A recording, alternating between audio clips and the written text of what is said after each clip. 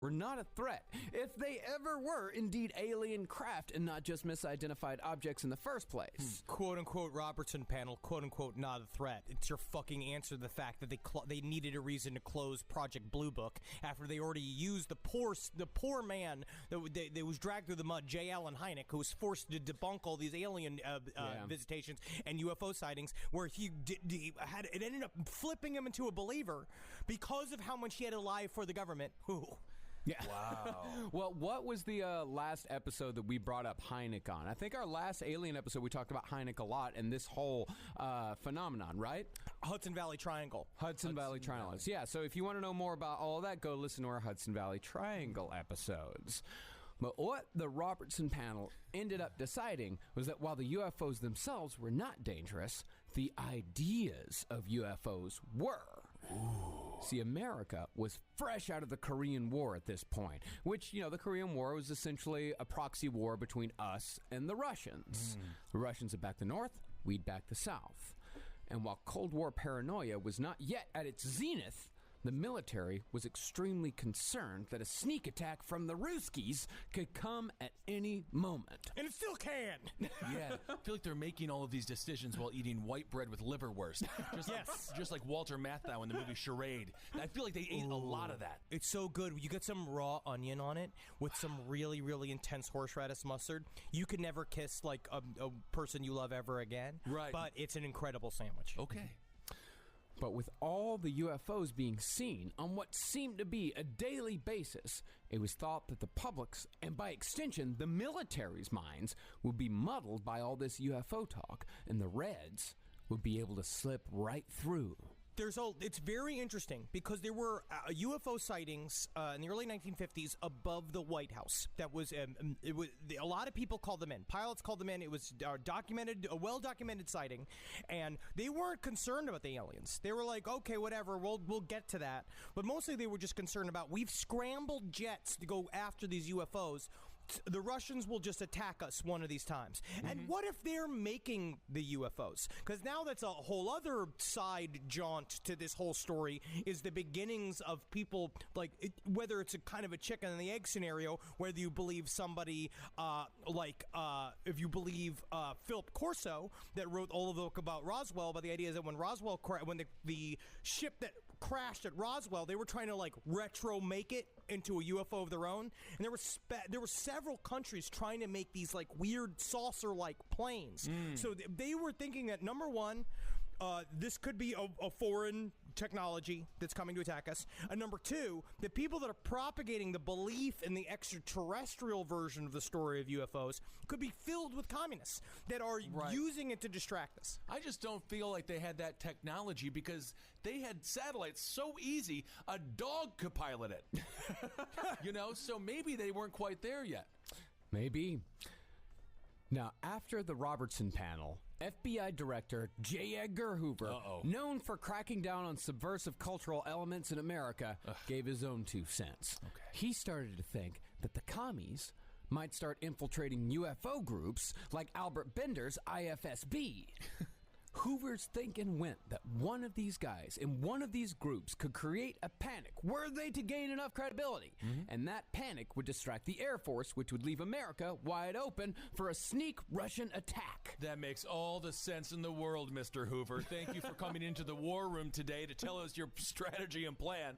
Yeah, and the whole Russian thing, that's in conspiracy thought, too. Now, if you'll remember, we covered Roswell very extensively. If you'll remember from our Roswell series, one theory about the 1947 crash is that the craft was just a Soviet experimental aircraft stuffed with deformed Russian mental patients sent to create an alien panic that never happened. It kind of did happen, didn't it? Area 51, we all know it. But that's the thing, it wasn't ever a panic. It's more of, it is a fascination and a distraction, but it was never a panic. And a great destination for tourists. They were afraid it was going to become a panic. Right. But I will tell you what, the one thing that theory taught me to never do is open a pinata in Russia, because I never want to see that shit. Oh, I never my want that to goodness. be. No. Yeah, and the alien question was so burning in the minds of the government that J. Edgar Hoover actually sent out for a copy of Gray Barker's book, They Knew Too Much About Flying Saucers. And that's actually a matter of public record. There are many records on the book that showed that J. Edgar Hoover was actively researching these UFO groups. He really felt, I mean, obviously we know how paranoid and how awful J. Edgar Hoover was, but he went deep into it. So there is a whole world of feds investigating these UFO researchers that I honestly think is the first indication of where these Men in Black stories came from. Sure. I mean, it seems like they're taking these people a little too seriously, aren't they? It's just a group of guys getting Fuck together. you. No, it's real. But if you're J. Edgar Hoover, like, we got really big issues going on, civil rights, war, all this kind of stuff. It's interesting that they took all the time to investigate these folks. It shows how seriously they took the UFO issue, and how until then and since then they have been ridiculing the issue, and saying that people that believe in UFOs are cranks because they don't have the answers that they are supposed to give to the American people to create the stability that they crave, to keep their fucking corporatocracy going. Or they do have the answers and they're not telling us. Yeah, I mean, the American government can't go, I don't know. Whatever. No. So pretty soon, J. Edgar Hoover started sending out FBI agents out and about to ask a few questions. And it just so happened that the Robertson panel, which was top secret at the time, was formed the same year that Albert Bender had his experience with the Men in Black. In fact, Gray Barker, author of the book that first mentioned the Men in Black, got a visit of his own from a few guys who were particularly interested in the IFSB.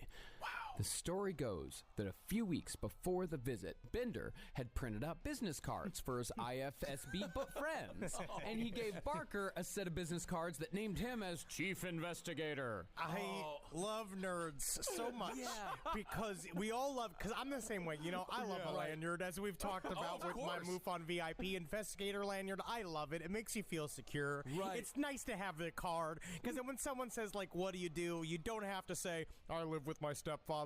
You can say, I am Chief Investigator of the IFSB. Yeah, I love that they all live like Buzz Lightyear before he found out he was a toy. Like, they are very serious about their mission, and they're really into their roles. Yeah, but they also, these guys, you can also tell they have, like, back then at least, they had a little bit of a sense of humor about themselves. Okay. Like, and they were also, they weren't quite as serious about all of it. They were having fun. Okay, in other words, I mean, like, it's these no guys were joke. having a ton of fun with each other. To get it, I mean, this is the before Vistaprint. I mean, it's tough to get a card back in the day. Oh yeah, Yeah. Which one of you listeners remembers the free Vistaprint business cards? Because I used to have piles of those that I got for some fucking reason. Yeah. No idea why. Yeah, didn't even have a job and I still had them. Yeah, great idea. The first step to a career. This stupid ass little piece of paper. Well, it was these IFSB business cards that brought the FBI to Barker's doorstep. Now, Barker said that he'd only given a few of these business cards to some close friends, and as far as he knew, they all still had them. What, the FBI was like, they got business cards now, it's getting serious? I guess, because according to the agents that were asking the questions, one of those cards had been found in the pocket of a mysterious man who had shown up in a Florida hospital suffering from unexplained seizures. Okay. But apparently, Barker's assertion that he knew of no such man satisfied the agents because all they did was thank him for his time, and then they left, and they were never seen nor heard from again. And that's not the only one of these types of stories. There's another story that is about a man named Harold Dahl that sighted a crashed UFO on Maury Island in 1947, 3 days before Kenneth Arnold observed his UFOs, and he saw an object crash. He went and he was flying above it. He went and he looked at because he was another pilot. He saw a bunch of weird white metal spread along this beach. he got his friend Fred Krisman to fly him back over to go pick up a bunch of this metal, and then eventually they didn't know what to do with it. So then the story of Kenneth Arnold came out, and because he was like, they called him and said, "Would you come and help us deal with this our own UFO story?" And he showed up. They were paying him. They were all like going through all of this weird metal, this white, heavy, like very like light for what it's supposed to be metal.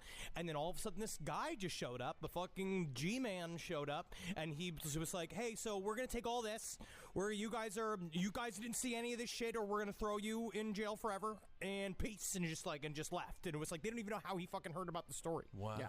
It seems like there's less alien crashes or UFO crashes than before. Maybe they're becoming better drivers. Is that possible? Well, Navigating our environment better. Actually, that is kind of sort of a theory that we're going to get into the next episode when we start talking about aliens and saying they navigate the environment better and know a little bit more about our dimension. All right. Or our time. And it gets better as the century marches on. Okay. Well, Barker was by no means the only person being visited by the Men in Black in 1953. That same year, two of them showed up in an attorney's office in parts unknown, as the story was told to UFO investigator Harold T. Wilkins under condition of anonymity. Cool. According to the source, two 6.5-foot tall, abnormally thin men dressed in the classic Men in Black suit, black fedora 1-2, appeared one day unexpectedly in the attorney's office where the source worked. Interesting. These two men were immediately given high-level jobs within the company, but no one but the head boss knew who they were or what exactly it was that they were supposed to be doing there. But what people did know was that the two men weren't normal. For example, their wrists and hands didn't seem to have any joints at all. Really? And they appeared as if they had only a vague notion of how a human acted, as if they had just skimmed an informational pamphlet a few days earlier. But it's weird with them where it's like they didn't know how doors worked. They would walk up to shit and be like, "What is this apparatus?" And they're like, "That's a door. How'd you even get in here if you couldn't use it in the first place?" And so it's the high strain just kind of starts immediately. Interesting. It would be hard to open a door without bones in your fingers. Yeah, I suppose so, if you had no joints or anything. Right. But, that's the thing. Maybe they were just some sort of vegetable material that could be bent at will. Could be. Or they could only enter places that are the push door. Then how do you get out? Well, in addition to all that, these guys also had superhuman strength. On one occasion, one of the guys, despite being impossibly skinny, put his hand on a metal filing cabinet to steady himself. And when he removed his hand, his fingers had left indentations half an inch deep. Cool. Tofi. Yeah, like me. Oh. Yeah. Thin on the outside, fat on the inside. Well, of course, one of the employees who were freaked out beyond belief called the FBI, as one did in those days when suspicious characters were about. Wow. But the MIBs must have gotten word, because by the time the FBI showed up, the strangers were gone. Interesting. Today's last podcast on the left is brought to you by Blue Apron. Skip meal planning and get straight to cooking with Blue Apron. Enjoy unforgettable meals inspired by the vibrant cooking of the Mediterranean, like seared salmon and spicy orange salsa. Centered around fruits, veggies, lean meats, and plenty of olive oil, these recipes are deliciously nutritious. With incredible ingredients and chef-designed recipes, Blue Apron lets you see the power of what food can do. Blue Apron delivers farm-fresh ingredients and step-by-step recipes to your door, and the menu changes every week based on what's in season and is designed by Blue Apron's in-house culinary team. Blue Apron offers 3 plans: the 2-person meal plan, the family meal plan, and the wine plan. We here at the Parks Hidalgo household love Blue Apron because, we are extremely busy people. We both do a lot of podcasts, so we don't have a whole lot of time for grocery shopping, and that's why it's wonderful to come home and have a Blue Apron box sitting on your doorstep. So check out this week's menu and get your first 3 meals free at blueapron.com/LEFT. That's blueapron.com/LEFT to get your first 3 meals free. Blue Apron, a better way to cook. Now, these are just examples of what I would say is the more normal half of the Men in Black stories. Wait, what? Which is we're That was the normal half? Yeah, buddy. Yeah. Can I get a Bud Light line? Because I don't think I can handle all. If that's the normal half, I think I got to check, please. This is the shit where Men in Black are very scary. There's a part of it where we're about to head into the high strangeness area of the Men in Black. The part where they kind of jump the plot, where they go from being misconstrued G-men to being the demons of the ufology world. Okay.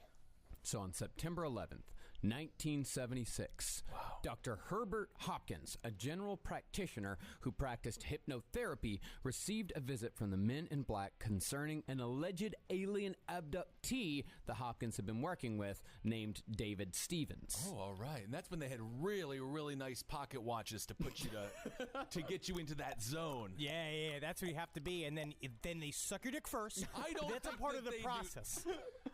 So David Stevens' abduction was pretty run-of-the-mill, but it still caught the attention of the Men in Black, which is actually fairly common in these cases. And it's actually rare that the Men in Black show up on the scene of a sighting that's gotten a lot of media attention. Why is that? We'll get into it. Okay. We'll get into it, Kissel. Just be I'm patient. just asking questions here. So one night, Hopkins got a phone call from someone claiming to be from the New Jersey UFO Research Organization, a.k.a. NJUFRO. Yeah, Najufro, man. Thing was, though, the NJUFRO didn't really exist. What do you mean? There was no NJUFRO. Well, then who called? The Man in Black did. Oh, my. From Jersey. Oh. But Hopkins took the stranger at his word and invited him over that very same night. And this here is another fairly common occurrence when it comes to Men in Black encounters. Oftentimes, people go completely against their normal instincts and will invite these strangers into their home without ever really questioning it. It's only afterwards that they realize that they let a weird skinny stranger in a black suit into their home just because the weird skinny stranger asked. Yeah, now, I mean, that is, how lonely do you have to be to just be like, well, you've asked, so of course you can come over. You gotta cross-check it with how many friends you have in common on Facebook. Like, you gotta do a whole thing. It's also very similar to the stories of the vampire that we will get into also later on. Now, in Hopkins' case, as soon as he hung up the phone, he walked to the front door to turn on the porch light for the stranger. But much to his surprise, the stranger was already in his front yard. And as soon as the light went on, the stranger walked up to the door and knocked. Wow. And when Hopkins opened the door, he found that the man was naturally dressed all in black, but his skin was so white that the color was closer to a corpse than that of a living being. All right, let's not malign this well-dressed guy from Wisconsin. Leave him alone. No, this is what he was. He was like a living scarecrow. Okay. And he showed up all fucking herky-jerky, all weird, with his skin unnaturally white and his clothes just fucking hanging off of his body, just hovering in front of the door immediately after his phone call. Yeah, and this is 1975, so it's not like he had a cell phone and he was calling from the front yard. Right. And there were no phone booths around either. Oh, don't go thinking that. Yeah, and honestly, the car phone's also a couple of years off, too, so take that out of the fucking equation. Wow. Yeah. Naysayers, skeptics. Yeah, and the weird thing about this guy was that he was also wearing gray suede gloves. Can you do that? What? Can you wear gray? Yeah, you can wear gray. They have accessories that are gray? No, you're talking. This is there's a lot of weird stuff that's lumped into this. This Okay. is what the term high strangeness means. There's many things that are going to feel incongruous, almost on purpose. Okay. And furthermore, he had no hair. He didn't even have eyebrows or eyelashes. But the most disturbing feature was the man's thin, bright red lips. He had these painted Joker-like lips on. Now, I mean, like, put yourself in the man's shoes for a second. You open the door. There's this gaunt man hanging there with a smile that is, in my mind, do you remember the cut scene from Lord of the Rings when they talk to Sauron's emissary, where he does the thing where it's like, and it's like you see, Yeah. it's like that, where he's just like, tell me, thank you for inviting me over, and then he has to be like, it's very creepy. Oh, yeah. And then he looks down and he's got a sixer of Bud Light. And I mean, that's a come on different in, story. That's a buddy. commercial. Wow. But still, Hopkins invited the stranger inside without even knowing his name. Well, why? Okay, all right. Once inside, the stranger started asking questions about Hopkins' latest hypnotic regression patient, David Stevens.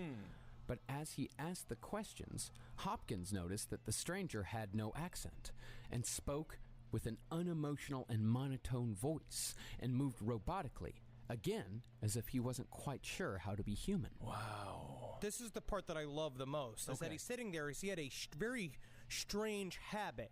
As he was asking him about his patient, he would tap the front of his mouth using the back of his fingers, which was a very strange habit, Yeah. which is, again, sounds like a person who's never had a habit before, where he's touching his thing, Right. and as he would touch his face, he didn't have red lips, it was lipstick. He literally had a hole with no lips, painted on lips on top of it, and he kept wiping them off onto his gloves. He's going, excuse me, there seems to be a problem with my lips. There seems to be a problem with my lips. Wow, that's scary. Yeah, and after the stranger gleaned as much information as he could about David Stevens, he changed tack and started guessing the contents of Hopkins' pockets. Well, what other content could he get other than like, I mean, that's a part of what it is. That's exactly speak. what he got. Okay. But he turned to him and he's like, take out the coin that is in your pocket. And he reached down and he pulled it out into his palm of his hand, and he said, watch the coin. And as he was watching the coin, his vision began to grow fuzzy, and he started like get double, and he looked at it and it started smoking. He's sitting there watching it, and then it changed color, and then it disappeared. Yeah, turned blue. all right, okay. This was not too long after the death of Barney Hill, who, along with his wife Betty, if you'll remember, was among the first famous alien abductees. Of course. Go listen to our Betty and Barney Hill episodes for more information on that. And so the creature, whatever it was, the man in black, asked him, they're sitting there, it's like, do you know what happened to Barney Hill? No, I don't, replied Hopkins. I know that he died. Do you know what he died from? A heart attack, maybe? No, that's not entirely accurate. He died because he knew too much. And then he said that he used the technique that he used on the coin on Barney Hill's heart. Oh my God! And just like cut to like mind freak. That seems like that's some Chris Angel like stuff, but it's not. Chris Angel wasn't there. No, he was not. No, he Chris was not. wasn't even born yet. Wasn't even born yet. Wow. Yeah. And then the stranger told Hopkins that if he wasn't careful, the stranger was going to do the same thing to him. Yeah, and that's don't let him into your house. Well, Barney Hill, he'd actually died from a cerebral hemorrhage, but Hopkins didn't know that. He didn't know that. Yeah, and the stranger then told Hopkins to destroy everything he had on the David Stevens case. But then, something seemed to go wrong. As the stranger got up to leave, his speech started slowing down. Uh-oh. And he couldn't seem to walk straight. He just said, my energy is running low. Must go now. Goodbye. And he wandered towards the door, like all herky-jerky, like Vincent D'Onofrio from Men in Black, Right. where he's like trying to get out the door, and he can't use the door, and he's like kind of like weirdly like shuffling Yeah. down the steps. Do we know for a fact that Joe Cocker wasn't a man in black? Because I'm fairly certain that's how he Oh, danced. too big, too big. Oh, way too big. Got to be skinny. Oh, got to be really? more of an Oh. Ian Curtis to be a man in You black. can't be. There's not a fat Men in Black. There's no. They're not allowed, huh? I don't think so. Okay. No, absolutely not. Interesting. So Hopkins helped the man in black to the door, opened it up, and as soon as Hopkins opened the door, a bright light appeared in his front yard. And the man in black did a herky-jerky walk towards it, and both of them disappeared forever. Oh. So Hopkins was freaked out, So he immediately demagnetized all the tapes of his sessions with David Stevens and then, for good measure, threw them in the fire, along with all his notes and files. Wow. That's what Madeline Kahn did in the movie Clue. That's right. Yeah. Thank you. Flames. Oh, I love her. Now, here's the big question. What the fuck was that thing? What the fuck was that thing? 'Cause that's a Thank you, question I could Kissel. And ask. this is where it I was- works. Yeah. I was about to actually ask that exact question without the prompt. Well, Nick Redfern and many others think that the answer to some of the most bizarre of the Men in Black tales can be summed up with a single word. Tulpas. Tulpas. Do you not remember, Kissel? What a tulpa is? Yeah, I know what a tulpa is. I know what you guys done to him. What is it? What is a tulpa? What do you mean what we done to The him? tulpas? What do you mean? What do you think a tulpa is?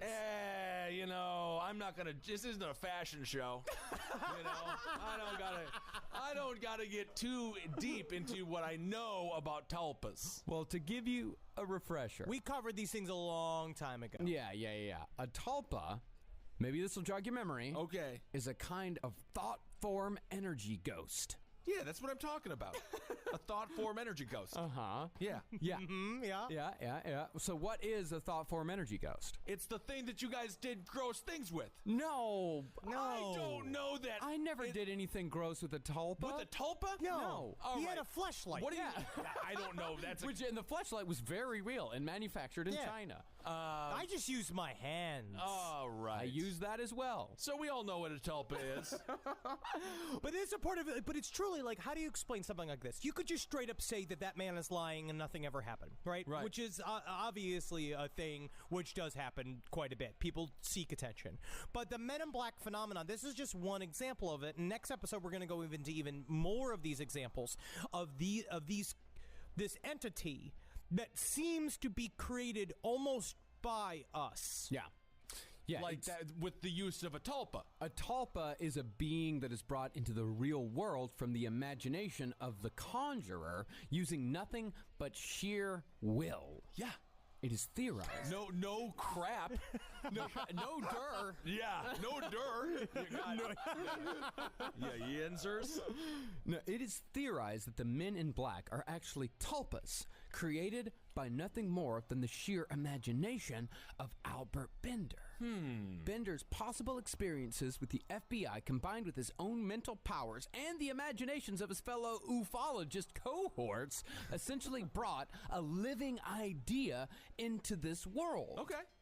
I have a working theory in my mind that if you are already seeing UFOs, don't you fucking laugh No, at I'm me, just. Kissel. I do want to know how is it a working theory? But I don't want to. Working theory means that it hasn't been proved yet and you're still working on it. I know. I'm working on it. I'm not even. Which mean, and I'm writing nothing. I'm doing no math, so I'm technically not helping science at all. But my inner belief now, after reading so much about UFOs, is that I believe that if you're already seeing UFOs, and I believe that what we've talked about and especially with the Hudson Valley Triangle, is that it involves something called the M&M technology, which essentially we're 50% of the phenomenon.